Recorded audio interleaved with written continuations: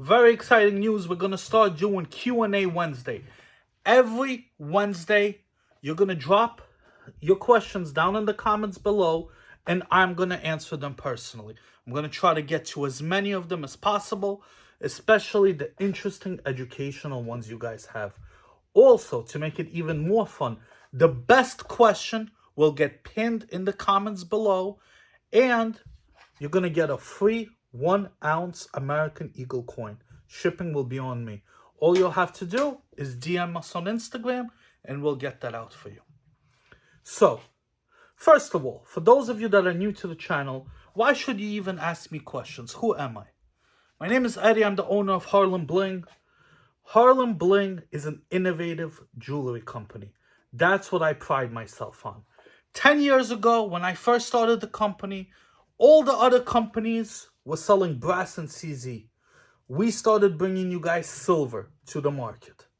Fast forward about 3-4 years ago, all the companies were catching up, silver and C. We started dropping Moissanite.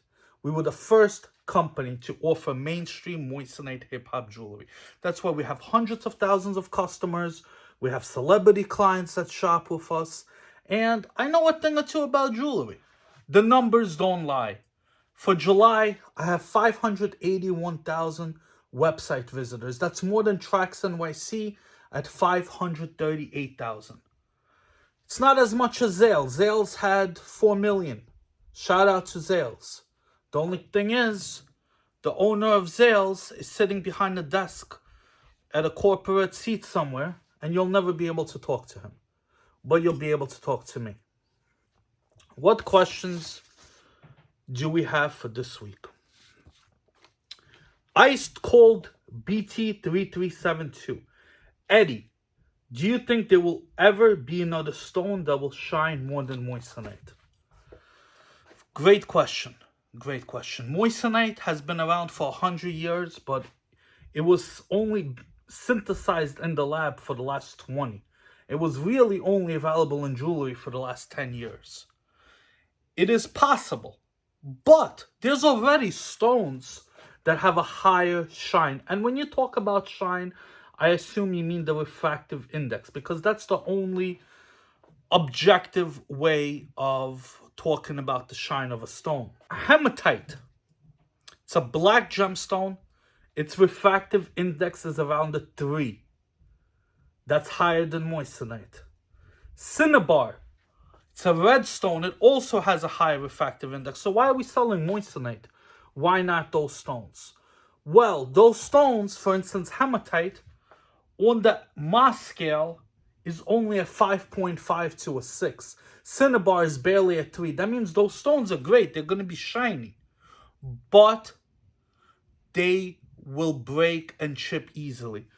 For something to replace Moissanite, the stone not only has to have a higher refractive index than Moissanite, but it also needs to be a stronger stone, and it needs to be financially feasible. Listen, a stone comes out tomorrow. It has a refractive index of a 3. Amazing. Beautiful gemstone. It's going to have a Mohs scale of a 9.8. Amazing. But the price is $30,000 a carat. It's not a real good alternative. To answer your question, I do not know. There's a lot of stones that could be made. Here, give me a second. This is the periodic table of elements. These are all of the elements found in nature. Silver is over here. Gold is over here. More of these will not be discovered. However, combinations could be made. I don't know what combination technology we'll be able to make in the future. But for now, at least in our lifetime, I can tell you that Moissanite prices are going to be slowly going up and diamond prices will be falling down. And that's all I can say. Brandon Suarez. Which company would you like to partner up with or collab in the future? Listen, it's funny how you asked that. Brandon, I actually made a collab pendant with you. Guys, check out Brandon Suarez's channel. The work is going to be featured on his channel. I'm not that interested in collabing with other companies, and I'll explain to you guys why. I need to be in charge of my own manufacture process. The reason I had so many setbacks with Harlembling 8, 9 years ago is because we try to outsource, we try to buy the stuff, negotiate deals with other jewelers. The quality is shit. I have 10 years of experience. My jewelers, some of them that work for us, have 20, 30 years of experience. I'm not going to trust another company with making items for us. We might, however, work out brand deals with like Major League Baseball, with major NFL to do like championship rings. I'm working on things like that, but a joint partnership, I'm not going to do. I will do, however, more collabs with you guys. You guys are going to be the best partners. My YouTube subscribers, my loyal fans. You guys have any ideas whether we're going to do a limited release together or whether you just put it down in the comments and I'm going to consider making it. That's who I want to collab with. But great question, Brandon. Ricky33183. How do you keep all the silver from tarnishing over time in storage? Listen, I'm in the room right now where we store a lot of the silver. We have other stuff in a vault, but it seems to you guys maybe watching these videos that the stuff is sitting here for months. We have an actual average shelf life of about 2 weeks.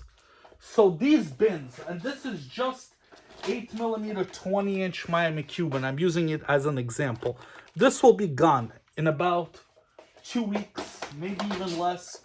We have more stuff coming in, and that's one of the hardest jobs at Harlembling. It's not picking and packing.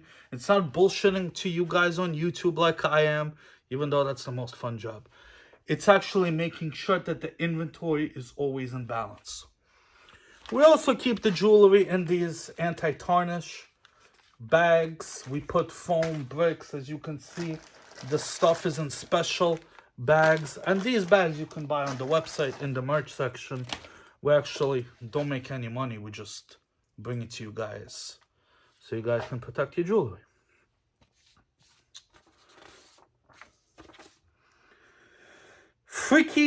Fricked up clips. Hey Eddie, great live stream today. Thank you. My question is, where do you guys source watches from? I was interested in picking up a watch over a Rolex because I like the selection of iced out Moissanite watches and was just curious on the quality we can expect. Thanks. We do not source watches. If I wanted to source watches, I would go on into the Diamond District on 47th Street and start haggling with Moses the jeweler and the other guys there and try to get some watches, flip them on the website. I don't do that. I don't believe in growing someone else's brand. I don't believe in growing Rolex's brand. I believe in growing my own brand. These watches are made by Harlembling. Now, did a jeweler make this watch start to finish? No, it's the same as a BMW car. The BMW technicians did not make the screws. They did not make the wheels. They sourced the wheels from Goodyear. They did not make the windshield. They sourced it from another company. So at Harlembling, we sourced the movement from Miota. We sourced the band, the raw band. Now, if it has stones, we do it ourselves. But we sourced the raw band from the best company that sells the stainless steel bands. And then we sourced the glass from a sapphire company. They cut sheets of sapphire from us. Our jewelers then assemble everything together. We add the stones. We laser inscribe the logo when we have to and stuff like that. And we ship it to you. But these are our watches made in-house. They're not sourced. You will not see this watch on any other website, even remotely like this. Because if you do, it's going to be a lawsuit against that company. What else do we have? Romeo Brown. Romeo Brown. Shout out to Romeo Brown for more questions that Romeo Brown. We did an interview together a few months ago. There's going to be a lot of other great questions. I guess you missed this one at the interview. From the King of Silver. Let me say it like Romeo Brown. King of Silver. Yeah. The King of Silver.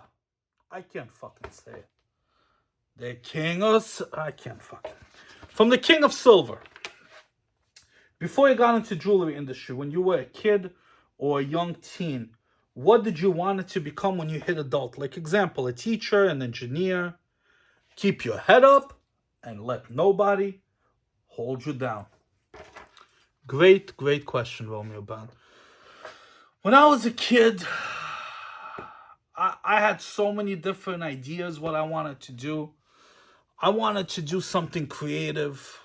I wanted to do art, but I can't fucking draw. I wanted to do music. There was so many, like any little kid. I'm talking about when I was like 5, 8, 10 years old. When I became a teenager, I really got interested into business. I had a lot of businesses. Not all of them were legal. But again, I was a lost kid. I was a lost teenager. I had a single mother. I didn't know what I wanted to do. But I always had a creative mind. I like creating things. If not for jewelry, I would probably do clothing, design clothes. I would be designing maybe furniture. I like designing. It really brings me pleasure to see something that goes from two-dimensional, from a sketch into a finished product. And I like putting a smile on people's faces. That's why I like jewelry, because it's something people enjoy. It's not a necessity. You do not need to have jewelry, but it's something that makes people happy. And I really do like making people happy. Now, what am I going to do in the future in my life? I don't know. Honestly, I might, if this business gets set up more on an autopilot, I want to do something to give back to society. I feel like if I'm blessed enough, I'm going to do something, volunteer work for different organizations to do something that gives back to the world, because my time is limited on this world. But I want my name and my legacy to live on. I think this is the last question for today. Pac925. What is your favorite item under $50?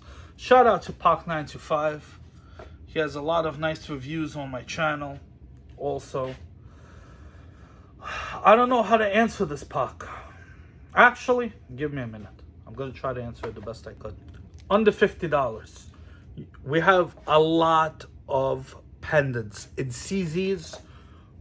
Almost half of the pendants on our website you can get for under $50. Chains, plain chains, anything 3mm and under $50.